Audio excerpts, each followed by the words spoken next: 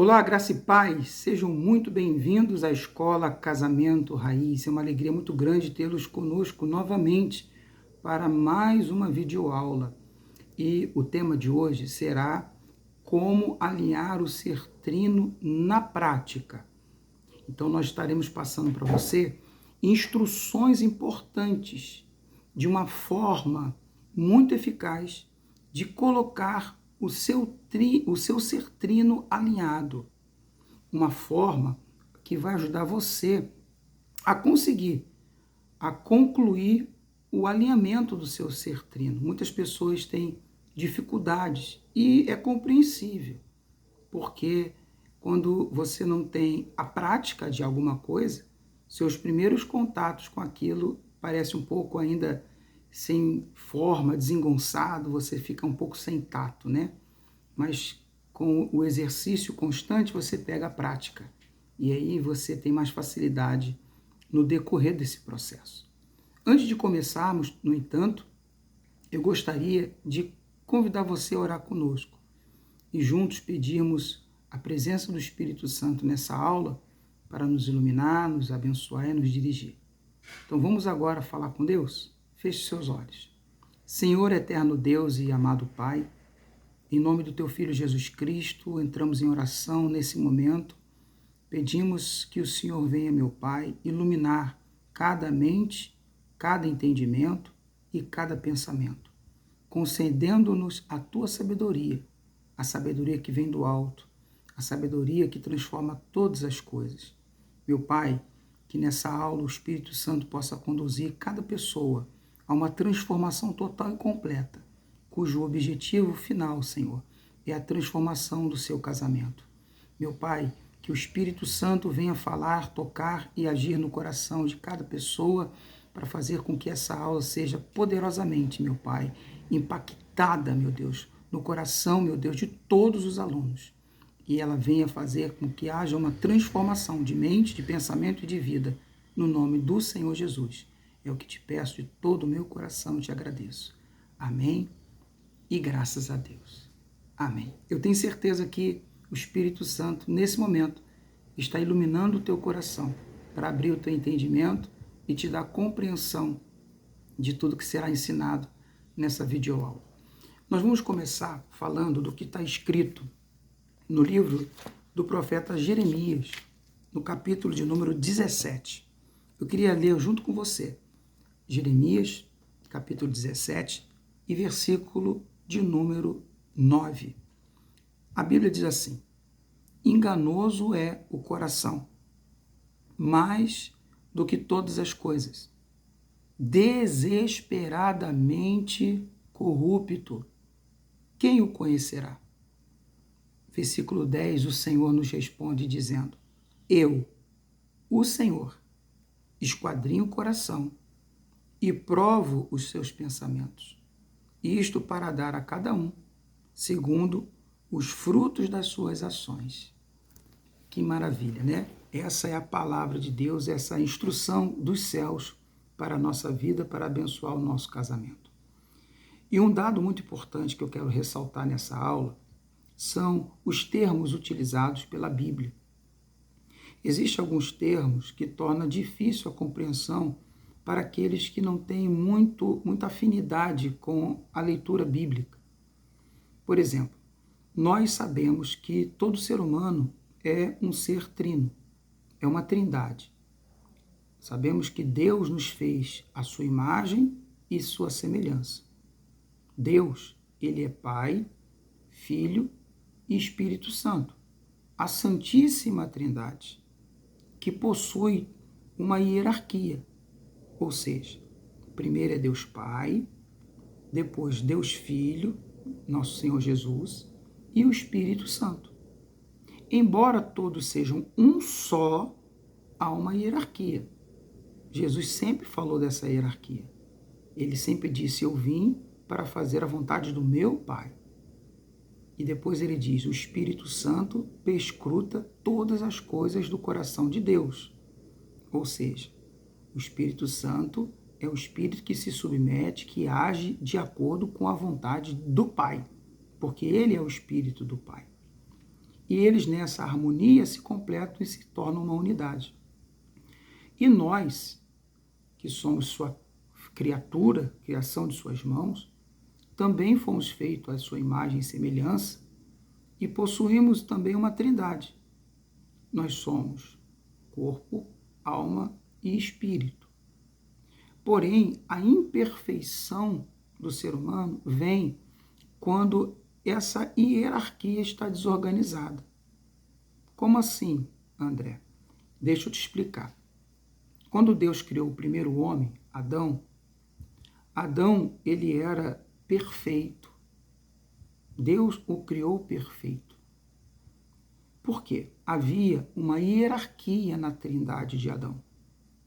Adão, ele era espírito que controlava a alma e o corpo. Adão era guiado pelo espírito. O que é o espírito? A nossa mente, nossos pensamentos, nosso intelecto, nossa capacidade de raciocinar. Isso é dado por Deus. O espírito do homem é que foi criado para comandar a trindade, comandar a vida do homem. No livro de Gálatas, capítulo 5, o Espírito Santo diz assim: inclinai-vos para o espírito e não para a carne. Andai no espírito e jamais satisfareis as concupiscências da carne. Porque o espírito nos leva para a vida e paz, e a carne para a morte e a corrupção.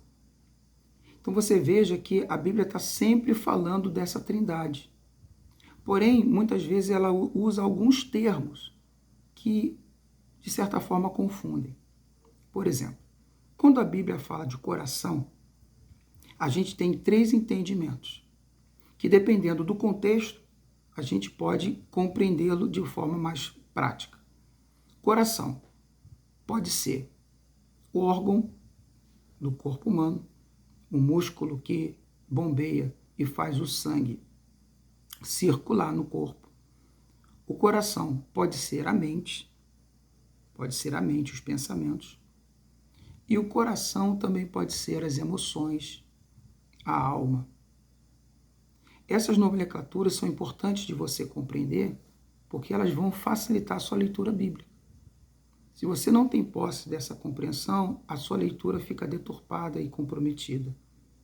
Por exemplo, quando nós lemos aqui no versículo 9, enganoso é o coração, ele não está falando do músculo cardíaco, ele não está falando da nossa mente e pensamento, ele está falando das nossas emoções. Coração no sentido de emoção, no sentido de sentimento. Alma, compreende? Nós temos corpo, alma e espírito. O corpo é a unidade física do ser humano, é a matéria. E o corpo se alimenta de matéria. É o feijão e arroz, né? A proteína, o carboidrato, os vegetais, os nutrientes que vai manter o nosso corpo vivo e saudável. Nosso espírito é a nossa mente, nosso intelecto, nosso pensamento. Ele se alimenta única e exclusivamente da palavra de Deus. Jesus falou assim: nem só de pão o homem viverá, mas de toda a palavra que procede da boca de Deus. Disso o homem viverá. Ou seja, a palavra de Deus é o único alimento que mantém o nosso espírito vivo e forte. O Senhor deu uma ordem para Josué, dizendo assim: não cesses de falar das palavras desse livro. Medita nelas de dia e de noite, para que sejas bem-sucedido em tudo o que você fizer. Eu pergunto para você, caro aluno, você gostaria de ser bem-sucedido em tudo o que você fizer? Você gostaria de ter um casamento bem-sucedido? A palavra de Deus diz: medita nessa palavra de dia e de noite, e você será bem-sucedido. Por quê? Porque a palavra de Deus alimenta o nosso espírito. A palavra de Deus nos direciona e orienta a nossa mente. A palavra de Deus, ela é luz para os nossos caminhos, lâmpada para os nossos pés. e ele é alimento do nosso espírito. Agora, a alma é o centro das nossas emoções.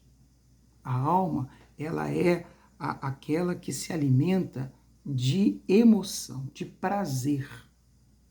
E é aí que reside todo o problema da humanidade que fez Adão cair. É que a alma, ela não faz distinção de prazer. Ela não seleciona o prazer. Entende? Para ela todo o prazer serve.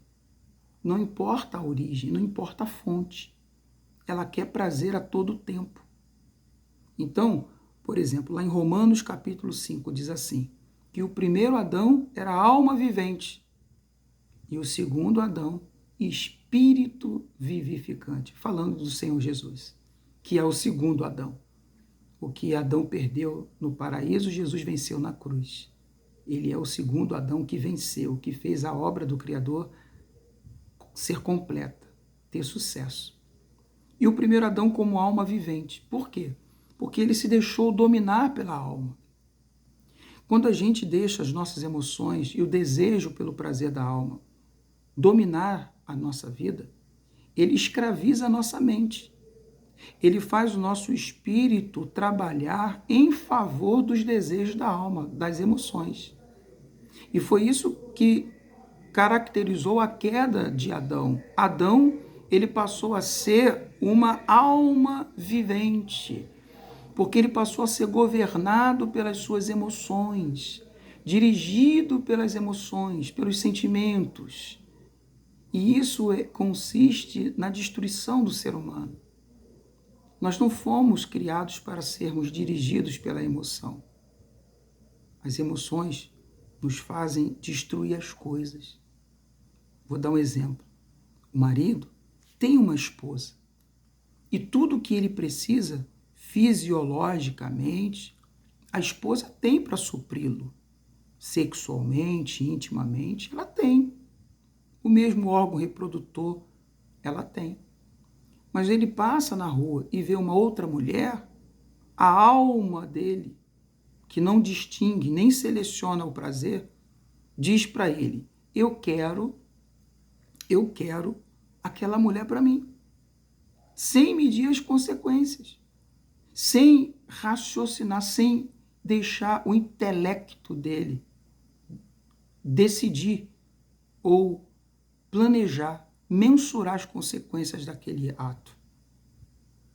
Então, sem saber se vai destruir família, vai deixar os filhos perdidos, se vai acabar com o casamento, a alma convence a mente a trabalhar em favor dela. Aí o que ele faz? Ele bola um plano. Eu vou sair com essa mulher, vou esconder, não vou contar para ninguém, vai ficar só entre eu e essa mulher mesmo, vamos para um motel, vamos nos encontrar, vamos viver as paixões, vamos viver os prazeres. Só que tem uma coisa, né? O diabo ajuda a fazer, mas ele não ajuda a esconder. Aí aquilo que ele pensa que a mulher nunca ia saber, ele faz com que a mulher descubra. E aí quando ela descobre, vem a briga, vem a discussão, vem o divórcio, vem o desejo de separação. Por quê? Porque ele deixou-se dominar pela alma. Foi exatamente o que aconteceu com Adão e acontece com todo ser humano. Você quer ver uma coisa? A alma, ela faz a nossa mente ser escrava dela e faz a nossa cognição trabalhar em favor dela. Eu vou te dar um exemplo para você entender o que eu estou dizendo. Todos sabemos que fumar faz mal à saúde. Sim ou não? O nosso pulmão não foi projetado para absorver gás carbônico, monóxido de carbônico, dióxido de carbono, seja lá o que for. O resultado da fumaça, da queima do tabaco, da nicotina. A gente sabe que se inalar aquilo, a gente vai apodrecer o pulmão, a gente vai morrer de câncer, enfisema pulmonar. Tem até campanhas governamentais que colocam na parte de trás do maço de cigarro a foto, né, de um pulmão podre. O Ministério da Saúde adverte Fumar causa câncer de pulmão, enfisema pulmonar, não é assim? Então olha como que a alma escraviza a mente. O camarada sabe que fumar vai matar, mas ele responde para quem fala para ele assim: rapaz, isso vai te matar. Ele responde dessa forma: todo mundo um dia vai morrer. Você já ouviu alguém falar isso? Você já falou isso para alguém um dia também? Você veja como que a mente está trabalhando em favor das paixões da carne, da alma, do coração. Quando eu falo alma, eu falo carne, falo coração. A alma é a carne. A carne não é o corpo feito de carne. O nosso corpo é o último a falar e o primeiro a apanhar. O corpo, ele depende do espírito. Ele depende da alma para estar vivo, para estar de pé. Ele não toma decisões, ele não tem desejo, ele só participa. O desejo não é do corpo, o desejo é da alma, o desejo é da carne.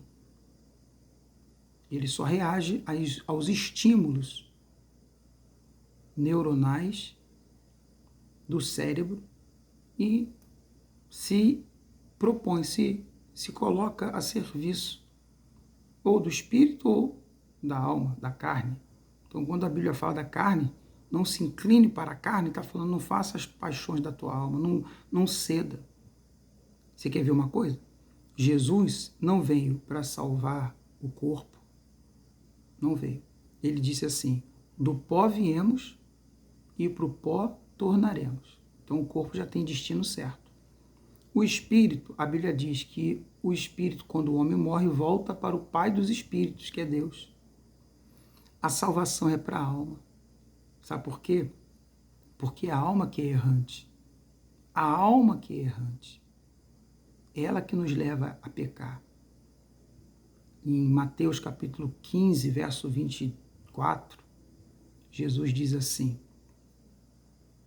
do coração do homem é que procedem o adultério, a prostituição, assassinato, o roubo e coisas semelhantes. Esse coração é a alma. A alma tem desejos loucos. Você veja, a mulher quando está grávida, ela tem desejo, ela não é? E às vezes são desejos bastante inusitados e exóticos. Eu já ouvi mulheres falando que quando estavam grávidas, melhor dizendo, queriam comer casca de árvore. Eu já ouvi outras que diziam que queriam comer pedaço de tijolo. E por aí adiante, jaca com feijão gelado. Você já teve desejo na gravidez? Não eram loucos? Da onde vem? Vem da alma. Desejos loucos. O cara tem uma família, tem uma casa, tem uma esposa limpinha, ajeitadinha, direitinha. A mulher tem um marido trabalhador, honesto. Mas a alma é louca. Ela está atrás de fantasias, ela está atrás de ilusões. E hoje o inimigo tem usado muito uma ilusão chamada felicidade. Felicidade. E a alma fica louca pela felicidade. Ah, não quero mais estar com você porque eu não estou feliz. Como assim não está feliz? O que é felicidade? O que é felicidade? Esse tipo de felicidade é ilusório, perdão. É uma ilusão, uma fantasia. Ah, eu preciso ser feliz. Feliz de quê? O que é ser feliz para você? Jesus fala, bem-aventurados os mansos. Bem-aventurado é feliz. Felizes são os mansos. Felizes os humildes. Felizes são os pobres de espírito. Felizes são os pacificadores, porque eles verão a Deus. Felicidade para Jesus é isso. Mas veja como que o diabo ilude a alma. Ah, eu vou ter que sair desse casamento porque eu não estou feliz. Eu pergunto para você que me assiste agora. Na sua opinião, Jesus era feliz? Você acha que Jesus era feliz? O que você pensa sobre isso? Jesus viveu 33 anos nesse planeta. Você acha que nesses 33 anos Jesus foi feliz? Eu respondo para você da seguinte forma, eu tenho certeza que ele era muito feliz. Mas olha só, nunca casou, nunca teve filhos, nunca teve uma família, nunca estudou, nunca se formou, tinha uma profissão que ele abandonou para fazer a vontade do Pai, foi traído, crucificado, morto. Olha a felicidade. Entende o que eu estou querendo dizer? O que é a ilusão que o diabo usa? Chamando de felicidade, ele faz uma embalagem bonita e escreve felicidade. Aí fica todo mundo correndo atrás disso. Felicidade é ter Jesus no coração. Se você tem Jesus no seu coração, em primeiro lugar, você é feliz em tudo. Você não precisa do teu casamento para ser feliz. Você não precisa do teu marido para ser feliz. Você não precisa da tua esposa para ser feliz. Você é feliz porque tem Cristo. Não fica esperando a tua felicidade vir dos outros, não. A felicidade é responsabilidade tua. E ela se encontra em Deus, na tua vida. Mas a alma nos engana. A alma nos ilude. Ela vem com essa conversa. E escraviza a nossa mente. E faz a nossa mente, o raciocínio, trabalhar em favor dela. Como essa pessoa que fala, algum dia, todo mundo um dia vai morrer. Que isso vai acontecer, eu sei. Mas se eu puder prolongar o máximo possível de anos nessa terra, com saúde, eu vou fazer. Quer dizer, eu prefiro morrer com 90 anos com o pulmão limpinho do que morrer com 30, 40 anos com enfisema pulmonar, com câncer de pulmão. Eu prefiro, por quê? Porque o Espírito Santo é alegria e paz e vida. Ele quer trazer vida. Ele quer trazer alegria. Ele não quer trazer doença e enfermidade. Você não pode pensar que você vai morrer enfermo, acamado, com uma máscara de oxigênio para poder respirar e viver. Mas veja como que a alma escraviza a mente e leva ela cativa. Por isso que Adão pecou, porque ele não usou a razão. Olha só, vamos pensar um pouco, vamos raciocinar? A serpente fala para Eva assim: olha, você não vai morrer. Deus não quer que você coma esse fruto, porque se você comer, você vai ser igual a ele. Você vai conhecer o bem e o mal. Usou a curiosidade da alma da Eva. O diabo, ele estimulou, ele explorou a alma da Eva com curiosidade. O que é isso? O que é o bem e o mal? E ela deixou-se levar pelas emoções, pela alma. Porque se ela parasse um pouquinho para pensar, ela ia dizer assim: peraí. O bem eu já conheço. Falo com Deus todos os dias, Ele me visita na virada do dia, no cair da tarde. Eu tenho aqui o fruto que eu quiser comer, eu tenho um marido que me ama, eu tenho tudo que eu preciso. O bem eu já conheço. Eu só não conheço o mal. Para que eu vou querer conhecer o mal? Entende? Ela não usou a cognição, a inteligência, o espírito. Ela usou a alma. Por isso que o primeiro Adão é alma vivente. E o segundo, Jesus, espírito vivificante. Ou seja, ele era guiado pelo Espírito, dirigido pelo Espírito. Ele usava o intelecto dele na palavra de Deus. Satanás quis aguçar a alma dele. Jesus tinha uma alma, um sentimento, uma emoção, sim, tinha. Ele tinha sentimento de dúvida, de inferioridade, tinha. Tanto que a tentação de Jesus foi no sentido da fraqueza dele. Olha, transforma essa pedra em pão e come aí, ó. Se não é filho de Deus, veja a dúvida. Se tu é filho de Deus, então transforma essa pedra em pão. O diabo tentando explorar a fraqueza da alma. E Jesus, na firmeza do Espírito, disse: nem só do pão o homem viverá, mas de toda a palavra que procede da boca de Deus. Ele foi lá na Bíblia, ele lembrou da palavra que alimentava o seu espírito. Tem muita gente que fala: a carne é fraca, mas o espírito é forte. Se você fortalecer teu espírito, você vence a alma. Então, para você alinhar o seu ser trino, você precisa se alinhar primeiro na sua trindade. Você precisa colocar o teu espírito em primeiro lugar, depois as emoções da alma e depois a carne, ou o corpo, que é a matéria. Então, quando eu sou guiado pelo Espírito, eu medito nas emoções. Espera aí, que emoção é essa aqui? Está querendo me levar para que lugar? O que é essa emoção? O que é essa tentação? O que é essa cobiça? O que esse desejo está querendo comigo? Ah, não, a palavra de Deus diz que eu não posso fazer isso, então eu não vou fazer. Então eu estou sendo guiado pelo Espírito. Foi assim que Jesus agiu. E para você alinhar o teu ser trino, você precisa entender muito bem como funciona o teu ser trino. É espírito em primeiro lugar, alma e depois o corpo. E assim você vai fazer com que você seja bem-sucedido. Em tudo que você fizer, você vai ser bem-sucedido. Compreende? Porque essa é a estrutura da perfeição. As pessoas falam muito assim, mas eu não sou perfeito, ninguém é perfeito. Se você ler lá no livro de Mateus, capítulo 6, Jesus diz assim, olha, Mateus capítulo 5, 48, antes do 6, o último versículo antes do capítulo 6. Mateus 5, 48 diz assim, olha o que Jesus diz pra gente, sede vós perfeitos, como é perfeito o vosso Pai que está nos céus. Deus espera que a gente seja perfeito. Pastor, mas eu não consigo, como que eu vou ser perfeito?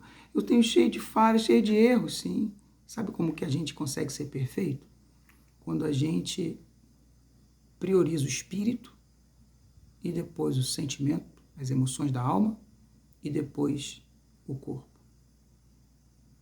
Eu não sou dirigido pelo que eu sinto, eu sou dirigido pelo que eu creio, pelo que está na minha mente, pelo que está no meu pensamento, que foi alimentado pela palavra de Deus. Então eu tenho que governar a minha alma. A alma precisa ser dirigida. Nós vamos fazer no próximo bloco, na segunda parte dessa aula, um exercício. Eu vou ensinar você um exercício e uma estratégia de como que você vai fazer para dominar a alma, as emoções e manter o corpo saudável, através do espírito, priorizando o espírito, colocando o espírito no topo dessa hierarquia, que é a estrutura do homem perfeito. Nós podemos ser perfeitos. Não quer dizer que a gente nunca mais vai pecar, errar, mas a gente vai conseguir ser perfeito colocando essa estrutura alinhada com a prioridade para o espírito, que é o que a Bíblia orienta, andai no espírito, para você jamais satisfazer as concupiscências da carne, e assim você ser bem-sucedido em tudo que você fizer. Então, na próxima aula, nós vamos falar mais sobre o alimento do corpo, o alimento da alma, o alimento do espírito e dessa hierarquia. Isso é o princípio. Para depois a gente entrar no alinhamento do ser trino, que tem a ver com a nossa comunhão com Deus, relacionamento com Deus, andar com Deus, entender a Deus, ouvir a voz de Deus, nos valorizar, nos priorizar e também priorizar família, casamento, filhos, tudo. Tá bom? Então eu te aguardo na segunda parte da nossa aula, que a gente vai ter exercícios muito proveitosos, que vai te ajudar muito nesse processo de alinhamento do ser trino. Que Deus abençoe a todos. Fique com Deus, graça e paz. Até a nossa próxima aula. Até mais.